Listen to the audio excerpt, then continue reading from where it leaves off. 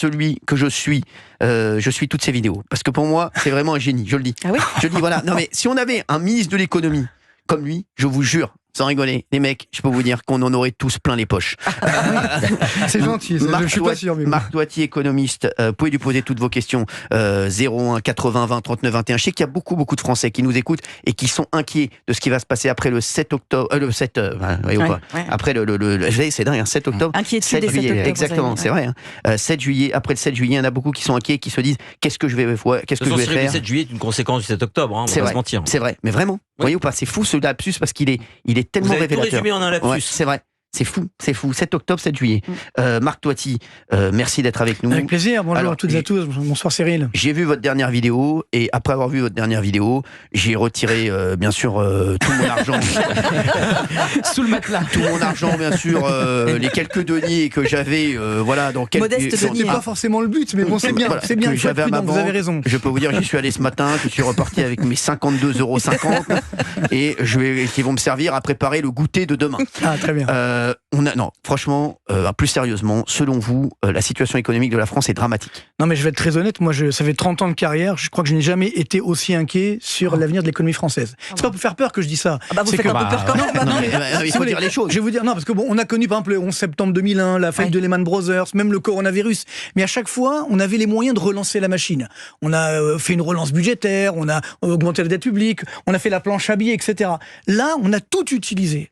Donc si demain, effectivement, on continue d'augmenter le déficit public, eh bien là, on va avoir une sanction très très grave. Et ça commence déjà depuis quelques jours. Les taux d'intérêt que paye l'État français sur sa dette sont en train d'augmenter. Alors on se dit, oui, c'est l'État français. Mais non, parce que ça nous concerne aussi. Parce que nous aussi, bien, si les taux d'intérêt et la dette publique augmentent, tous nos crédits, les taux d'intérêt vont également augmenter. Donc ça va casser la consommation, qui est déjà pas très bonne. Ça va casser l'investissement. Ça risque de faire une récession, et après le chômage qui augmente, et là c'est le scénario catastrophe, c'est-à-dire ça fait encore augmenter le déficit, donc une augmentation de la dette, des taux d'intérêt. Vous voyez, c'est une sorte de cercle vicieux qui est très dangereux. Donc c'est pourquoi alors j'espère pas, bien entendu. À court terme et long terme, les deux. Alors surtout les taux d'intérêt à long terme, effectivement, mais aujourd'hui les taux d'intérêt à court terme sont supérieurs aux taux d'intérêt à long terme. Donc tout ça, on ne va rien gagner, quoi qu'il arrive. Et pour être clair, c'est que même la Banque centrale européenne, elle pourra un petit peu agir au départ, mais elle ne pourra pas faire comme elle a fait après le coronavirus. Donc on va prendre ça de plein fouet. Et malheureusement, le dindon de la farce, ça sera qui ? Ça sera comme d'habitude, le contribuable, le français, effectivement. Et ça ne sera pas le riche, parce que le riche, lui, il est déjà parti. Parce que dire que quand le Front populaire dit oui, on va taper les riches, etc. Ils sont déjà partis. Ils sont déjà partis. loin, Donc qui va être tapé ? C'est pas compliqué, c'est la classe moyenne. Exactement. Ce sont les épargnants. Et c'est vrai qu'il faut être prudent de ce point de vue-là, parce que comme on n'a jamais eu autant d'impôts et de taxes et de cotisations en France. On est numéro 1 dans le monde. On a vu compte, Cyril. C'est le seul truc, on est numéro 1. Ouais. Voilà, c'est pas le seul, c'est très bon sur la dette publique. Oui, voilà, mais sur les impôts et les taxes au sens large, on est à 48% de notre richesse. Il n'y a pas un pays dans le monde qui fait plus que nous. C'est fou. Donc, quand on nous dit on va encore augmenter les impôts, sur quoi on va taper ? Sur ce qui reste, c'est-à-dire l'épargne et le patrimoine. Et donc, quand aujourd'hui on dit ça, les riches qui vont payer, non. Parce que aujourd'hui, un retraité, par exemple, qui a mis toute sa vie à économiser un petit peu d'argent, à acheter sa maison, etc., lui, effectivement, il va être tapé si jamais demain on augmente encore les impôts. C'est ça qui est très dangereux dans le programme du Front populaire. Justement, c'est surtout le programme économique du nouveau Front populaire, c'est de ça que vous parlez aussi dans votre vidéo. Notamment. En fait, moi je fais pas de politique politicienne, je dis simplement, quel que soit demain le gouvernement, s'il arrive et dit voilà, moi je vais encore augmenter les déficits publics, là on va avoir une sanction. Parce que c'est comme ça que ça a commencé la crise grecque. On a oublié, c'était en 2009-2010, c'est exactement comme ça. Papandréou est arrivé, donc c'était le Premier ministre grec, et il a dit écoutez, les caisses ne sont pas vides, je vais encore augmenter les déficits. Et là, évidemment, les Allemands notamment ont dit attendez les gars, faut arrêter de vos bêtises là, parce que vous avez un déficit qui est déjà énorme, vous allez encore l'augmenter, et qui va payer la facture à la fin ? C'est nous.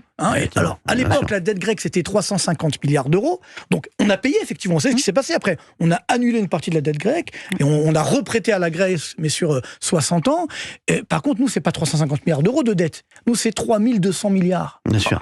Donc, c'est pas la même somme. Bien sûr. C'est 10 fois, comme vous avez dit, c'est 10 fois ce qu'on a fait avec la Grèce, on pourra pas le faire, effectivement, avec la France. Alors, bien sûr, on va pas laisser tomber la France. On est quand même la France, c'est un grand pays. Oui, mais bon. Et c'est ce que j'évoque dans la vidéo, effectivement, sur YouTube, c'est que je dis attention, parce qu'on laisse croire aujourd'hui aux Français, vous inquiétez pas, l'actif, l'État a des actifs, etc. On va vendre la Tour Eiffel, la Joconde, j'en sais. Mais Il y en a même un qui m'a dit on va vendre peut-être avec certains chroniqueurs de sur la tête. Dit non, mais c'est très flippant parce que moi. Attendez, laissez-le finir. Non, mais je vais vous donner un scoop parce que c'est pas ça, les Français ne le savent pas. Aujourd'hui, on a une dette publique de à peu près donc 3200 milliards d'euros. Si vous ajoutez ce qu'on appelle le hors bilan, ça veut dire le paiement des retraites des fonctionnaires notamment, parce que ça c'est de la dette publique mais qui n'est pas comptabilisée. Ah ouais, c'est comme sur votre compte en fait où ils n'ont pas encore comptabilisé ce que vous avez fait en carte. Voilà. C'est exactement ça. Je sais ce qui m'est arrivé avec ma meuf la semaine dernière. C'est exactement ça. Sur la tête de ma mère. Sauf que là, c'est quand même il y a pas mal de fonctionnaires qui escomptent leur retraite. Donc, si vous ajoutez ça fait 6 500 milliards de dette publique. Et vous savez combien est l'actif total de l'État, toute la puissance publique française? 4 500 milliards. Non, ah ouais. Ben oui, ça veut dire que même si je vends tout, bien sûr. je ne rembourse pas ma dette. Non. Et c'est là où on rejoint la Grèce, entre guillemets. Bien sûr. Alors, je le souhaite pas, bien sûr, encore une fois, mais je pense qu'il faut être conscient de ce qui est en train de nous arriver. Et donc, si demain on joue avec le feu, ben, on va se brûler. Non, et c'est là où ce qu'a fait Macron, parce que tout à l'heure vous parliez de Bruno Le Maire, quand il nous dit qu'il a sauvé la France, c'est quand même lui qui nous a amené à 3200 milliards d'euros de dette. Ouais. Parce que c'est facile de dire, oui, il n'y a pas de récession, mais je fais exploser la dette publique. Ouais. Quand même, quasiment 1000 milliards d'euros sous l'ère Macron. Et ça, c'est pas que le coronavirus.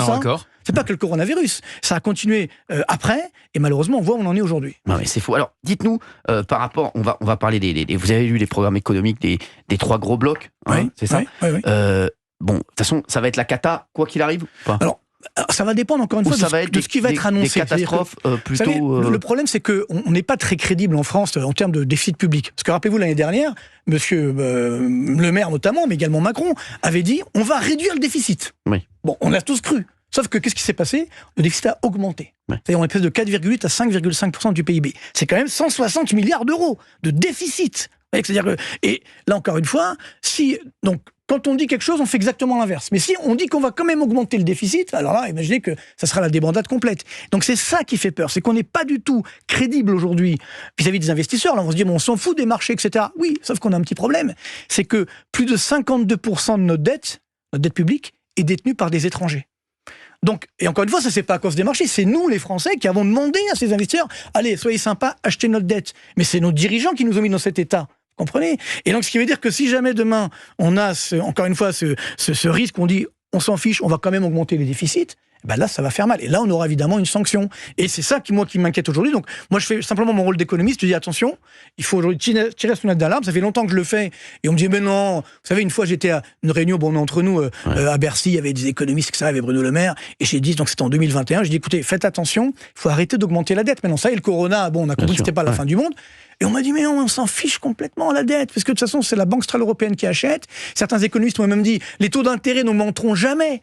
Vous vous rendez compte, les mêmes qui disent aujourd'hui, soi-disant prix Nobel d'économie, qui dit non mais le programme augmenter les impôts c'est super, on peut continuer, ça c'est financé. Mais ça c'est ce qu'on apprend en première année d'économie. Ouais. Si j'augmente le taux d'imposition, qu'est-ce qui se passe? Vous cassez l'activité économique, il y a plus d'impôts, donc l'investissement, la consommation baisse, donc il y a moins d'activité économique, donc ce qu'on appelle l'assiette fiscale se réduit. Donc je ponctionne plus, mais sur un gâteau plus petit.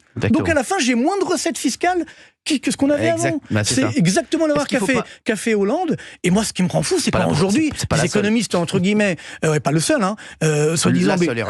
Oui, ça c'est vrai, mais c'est vrai qu'il est bon. Mais il aime bien le scooter, donc ça change. Mais c'est vrai que, quand aujourd'hui, vous savez ce que dit Einstein, c'est quoi la folie?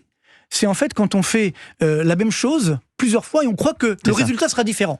Exactement. Je parle sous le contrôle de Yann. Et donc c'est exactement, c'est-à-dire que on dit, non mais là ça va marcher, on va encore augmenter les impôts, on sait que ça va pas marcher, mais on se dit non mais là ça va être différent. Alors justement, qu'est-ce qu'il faudrait faire? On a l'impression qu'il faudrait que le prochain gouvernement, que ce soit celui actuel un peu changé ou un prochain gouvernement, on a l'impression qu'il doit remettre l'argent dans les poches des Français. On a l'impression que les Français, c'est ça c'est le seul moyen en fait de relancer. Non le gros problème que nous avons, c'est qu'effectivement on a eu du gaspillage. Ouais. Alors, je vais donner un chiffre très simple. Vous savez qu'aujourd'hui, on a à peu près 1600 milliards d'euros de dépenses publiques chaque année. C'est énorme. Donc on se dit, où va l'argent ? C'est ce que fait Benaïm en une semaine en washing. Voilà, à peu près. Mais rendez-vous compte que sur ces 1600 milliards, il y a plus de 540 milliards de dépenses de fonctionnement. Ça veut dire 32% des dépenses publiques, c'est uniquement du fonctionnement. Il y a un problème. En vrai, c'est pas ça la puissance publique. On en a besoin de la dépense publique. Il en faut, c'est très important. Mais il faut faire du social, il faut faire de la redistribution, il faut des hôpitaux, etc. Mais non, nous, on fait du gaspillage. Et c'est vrai que ce coronavirus, ça fait beaucoup de mal parce que on a dit, l'argent magique. L'argent, il tombe du ciel. Ça, Donc évidemment, quand vous dites aux Français, il n'y a pas d'argent, mais si, regardez, il y en avait. Sauf qu'on a dépensé n'importe comment, on a arrosé le sable, entre guillemets. Et donc, ce qui fait qu'aujourd'hui, on n'a pas de conséquences positives. Donc il faut repenser complètement la dépense publique, repenser complètement les impôts, et à ce moment-là, mieux redistribuer, parce que, encore une fois, si on n'avait pas de dépenses publiques en France, on pourrait dire, ok, on peut l'augmenter, mais là aussi, nous sommes numéro 1 du monde. Il n'y a pas un pays dans le monde qui a plus de dépenses publiques par rapport à sa richesse. Vous vous rendez compte ? C'est quand même énorme. Mais on dit, on va continuer comme ça. Alors, j'aimerais qu'on parle des différents programmes. Sur le nouveau Front populaire, ça nous amènerait où ? Alors, très clairement, comme je l'évoquais tout à l'heure, si jamais ça se produit, le lendemain, la France, et la dette publique française est attaquée, donc les taux d'intérêt peuvent monter à 5-6%. Vous savez que pendant la crise grecque, les taux d'intérêt grecs sont montés, tenez-vous bien, à 35%. Non, oui. Ça fait cher la fête à Salakis. Ça fait cher la fête. Oui. Le papy Brossard, là, ça va faire cher pour ce bourg-demain. La fête à Salakis, ça va nous coûter cher. Exactement. Au bourrelet de brebis. Et quand Tsipras, vous savez, le Mélenchon grec, est passé donc, en 2015... Pete Tsipras. Voilà. en quelques jours, le taux d'intérêt grec est monté à 20%. Donc ça peut aller très vite, même si nous sommes la France, ça peut aller très vite. Et donc à partir de là, c'est le marasme. Je parle même pas. Moi, vous savez, depuis 15 jours, depuis que j'ai fait cette vidéo-là, on n'arrête pas de m'appeler, je reçois des messages. Je te dis, est-ce que je dois sortir mon argent ? Alors, je dis, attendez, c'est ça. Alors justement, calmez-vous pour l'instant. Il y a plein d'auditeurs qui nous disent, est-ce que je dois sortir mon argent ? Surtout, si on sort l'argent, on précipite la crise. Non, faut pas paniquer. Mais sauf que si effectivement, j'ai un gouvernement qui est élu, effectivement, et qui me dit, si c'est Front populaire, qui dit ouvertement aujourd'hui, je vais taxer votre épargne, ça fait de la peine. Je parle pas des très riches parce qu'ils sont déjà en Suisse, à Dubaï, vous voulez, ils sont déjà plus là. Donc, quand on dit on va taxer les surprofits, etc., c'est une super idée. Ils sont pas en Suisse, il y en a qui sont... Qu'est-ce que vous avez géré ? Rien du tout, j'ai rien dit. J'ai à peine souri et personne l'a vu. Donc ça passait comme ça et tout ça. J'ai dit les très riches ne sont pas tous à Dubaï. Voilà. Non, bien sûr que non. Mais c'est très bien. Heureusement. Ils sont dans le on en est fiers. Non, mais ça veut dire par là, c'est que... Il y a Benaïm qui dit ils sont dans le 15e. Vous pensez à quelqu'un dans ce studio. Si vous pensez à Yann Moix, c'est pas sympa. Non, mais c'est beau votre amour de la France.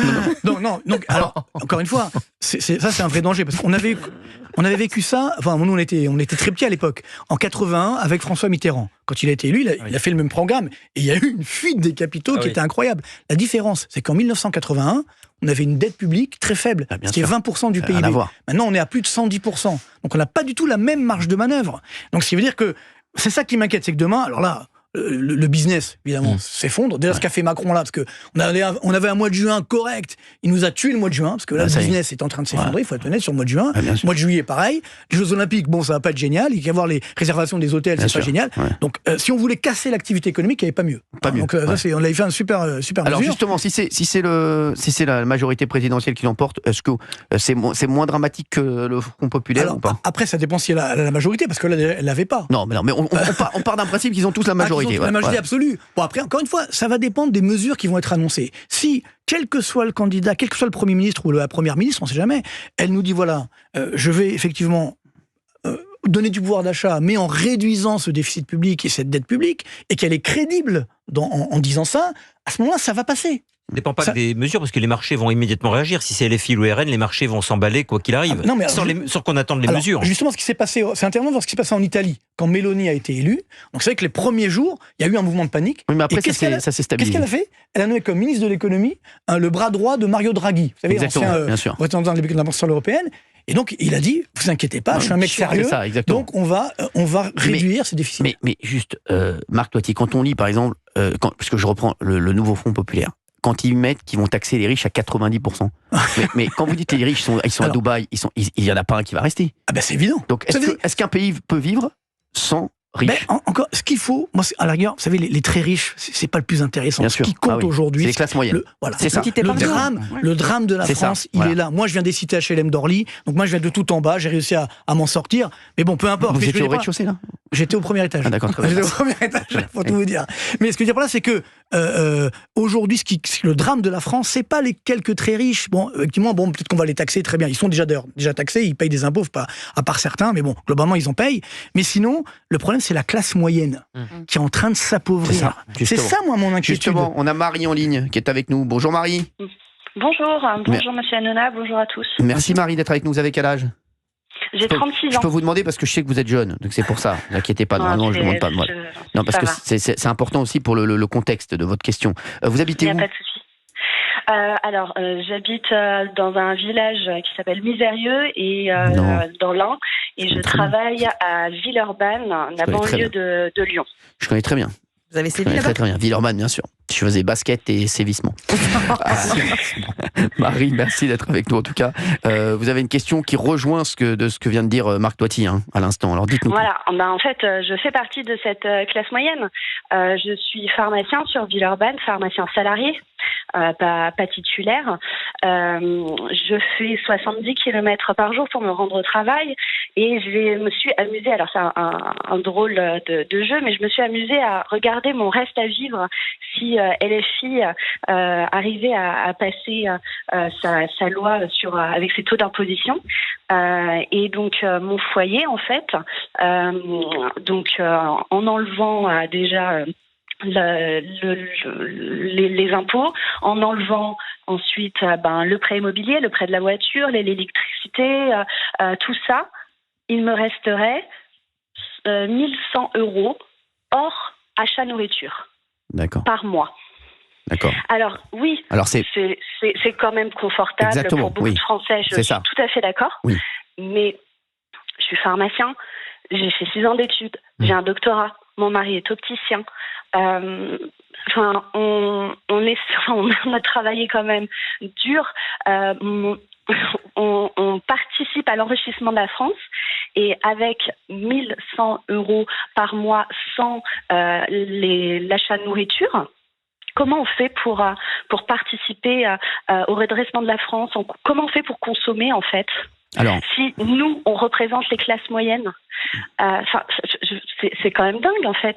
Je me dis, il y a plus trop de différence avec des bas salaires qui vont être très peu imposés et qui vont avoir des allocations ou des aides en plus que nous, on n'a pas le droit parce qu'on a des salaires trop élevés. C'est ce qui revient souvent à l'analyse de Marie quand on voit le programme économique et les différentes tranches du nouveau Front populaire. Et c'est vraiment une question qu'on m'a énormément posée, la question de Marie. Donc, Marc Toiti, qu'est-ce que vous répondez ? C'est ça qui est très intéressant, c'est qu'en fait, on laisse croire que le Front populaire va ne taxer que les très riches, les super riches. Non, en fait, tout le monde va être taxé, et notamment la classe moyenne, bien entendu. Exactement. Et encore une fois, je ne veux pas vous faire peur, mais ça, c'est sans compter, parce que la taxe qu'ils veulent ajouter sur le patrimoine financier, sur le patrimoine immobilier, donc sur l'épargne. Je prends un retraité qui a une petite retraite et qui aujourd'hui il a une maison ou un petit patrimoine, il va être taxé. Faut quand même pas l'oublier. Parle de non, toi. elle n'est pas à la retraite encore. Parle de toi, Benaïm. Si, à la rentrée. Et donc c'est ça, encore une fois, c'est une sorte d'arnaque, si vous voulez. On veut faire croire que on va faire plaisir à la classe moyenne. Pas du tout. Et en fait, encore une fois, le drame, c'est qu'après, il y aura évidemment du chômage, et c'est même la classe populaire qui va souffrir. Rappelez-vous, en 81, en 83, Mitterrand après a fait une politique de rigueur parce que ça n'a pas fonctionné, et ceux qui ont le plus souffert, évidemment, c'est la classe populaire, avec un taux de chômage qui est monté à plus de 9%. Vous voyez, le problème, c'est que on oublie. Et comme on dit souvent, l'erreur est humaine, persévérer est diabolique. Bien sûr. C'est-à-dire que là, on sait que Einstein qui a dit ça. Non, ça c'est Sénèque. Mais bon, Sénèque, bien sûr. Ouais. Mais, je connais très bien le restaurant. Très bon restaurant. Le resto, ouais. Sur les champs, je connais bien. J'ai sévi là-bas. Oui, non, mais juste, ce que vous êtes en train de nous dire, ce que vous êtes en train de dire aux auditeurs d'Europe 1 et à Marie notamment, c'est qu'on est dans une panade immense. Non, franchement, si. Disons que... Donc là, il n'y a pas de solution. Ni Front populaire, ni Renaissance. Moi, j'ai la solution. Ni Rassemblement national. C'est quoi la solution ? Non, en fait, elle est très simple. La solution, c'est qu'il faut aujourd'hui... Déjà, moi, je vais vous surprendre, il faut baisser les impôts. Bravo. Ben oui. Bravo. Ça le ravit. Toi qui es président. Merci. Oui. Toi qui pour une meilleure vie. Pour tout le monde. Mais voilà, exactement. Pour tout le monde, bien entendu. Et notamment les classes moyennes, évidemment, puisque n'oublions pas que seuls 42% des Français payent l'impôt sur le revenu. Mais c'est intéressant parce que c'est contre-intuitif. Ah ben non, mais voilà, mais sauf que si vous faites ça, il faut que derrière vous réduisiez les dépenses. Ouais, et ça, on n'y arrive pas. Et moi, je dis, regardez l'année dernière, les dépenses de fonctionnement. Donc le fonctionnement, c'est pas du social, c'est pas de l'investissement.